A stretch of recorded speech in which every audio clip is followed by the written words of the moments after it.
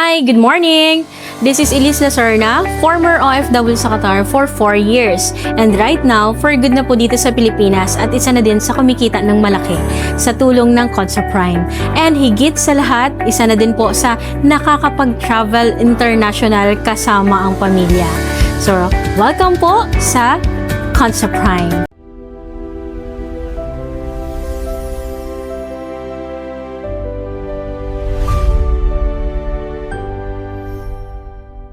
So, ang pag-uusapan po natin ngayon ay tungkol sa New Leaders Orientation or NLO. Ayan. So, paano ba to? So, ito ay isang orientation parang sa pagtatrabaho. 'Di ba? Kailangan kapag bago ka sa traditional business, kapag namasukan ka, kapag bago ka, ini-orient ka, tinuturuan ka kung anong dapat at hindi mo dapat gawin. So, kagaya lang din po dito. Tuturuan ka din po na kung ano yung dapat mong gawin. So, higit sa lahat, syempre hindi lang to para sa mga bago. Para din to sa mga luma or matatagal na. Para, syempre, ma-refresh po tayo. Kasi, ang dami po nating nakakasalamuha. So, dapat, every week or daily, na-refresh po tayo sa mga ginagawa natin. Kasi walang perpekto sa mundo. Tama ba? First topic, doubt and fear. Duda at takot mo. So, normal po na magduda ka at matakot. Kasi syempre, tao lang po tayo. At syempre, hindi mo po alam kung ano yung papasukan mo.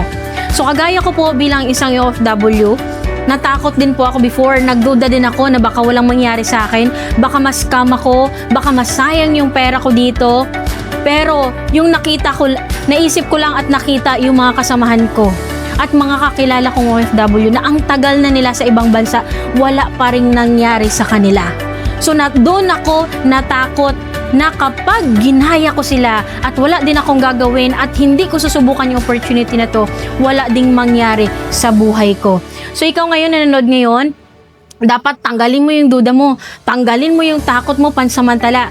Dahil kapag hindi mo tinanggal yung duda at takot mo, walang mangyayari sa buhay mo. Second topic, attitude. Ito po yung sobra napakahalaga na kailangan nating taglayin bilang isang negosyante. Yung magandang pag-uugali. So dito, dapat always yes upline ka. Yes upline attitude. Ano man ang sabihin at ituro sa'yo ng upline mo, dapat marunong kang sumunod.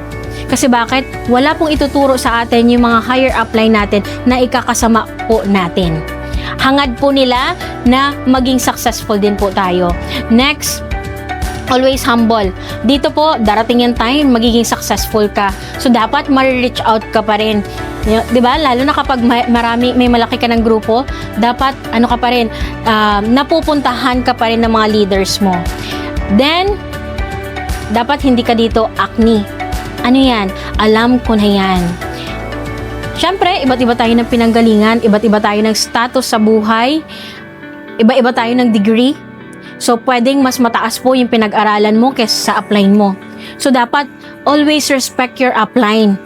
Kasi bakit? Yung upline po may alam na hindi mo alam. So, ikaw din may alam na hindi alam ng upline. Pero since na nasa network po tayo, dapat always respect your upline. Okay? Next, third topic, belief. So, syempre, dapat meron kang paniniwala. Saan ba?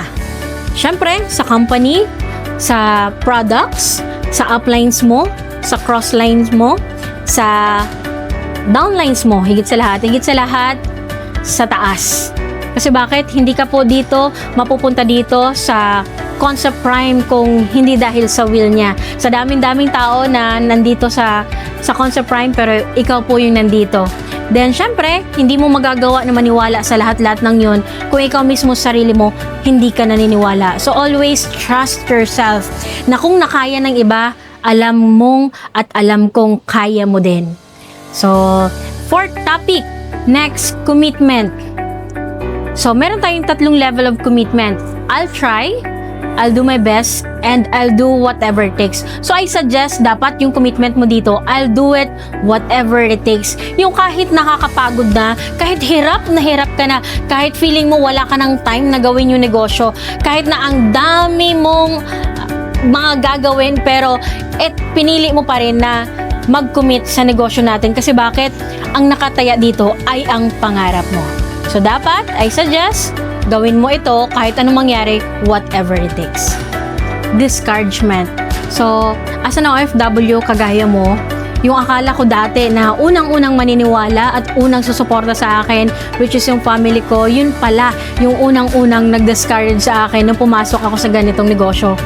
So, naranasan ko po na nung pinakilala ko po yung negosyo na to, naranasan ko na sinabihan ako ng pamilya ko na nasa Qatar ako na, Elise, kapag hindi mo to ginawa, itatakwil ka namin.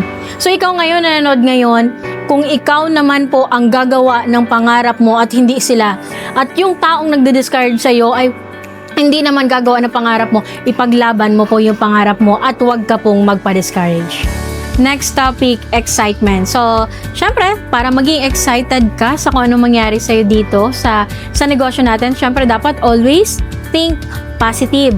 Syempre, dapat iniisip mo, dito ko makukuha yung first car ko, first house and lot ko, first million ko, first travel ko, locally, international. So, dapat ganun ka mag-isip. And syempre, always smile. Kasi bakit? Kung sino ang laging nakangiti, ay siya pong lalapitan ng blessings. Next topic, focus. So, syempre, dapat, nandito ka sa negosyo natin, dapat nakafocus ka. Meron ka dapat laser focus. Saan?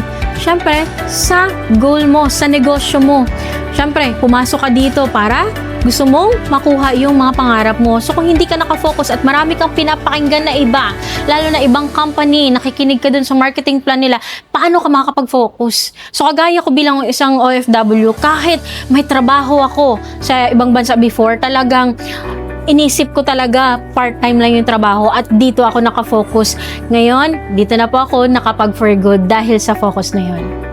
Next topic, goal setting. So, syempre, nandito ka sa negosyo natin, dapat may goal ka at alam mo kung paano mo gawin yung goal mo. So, dapat always be smart. Ano yun?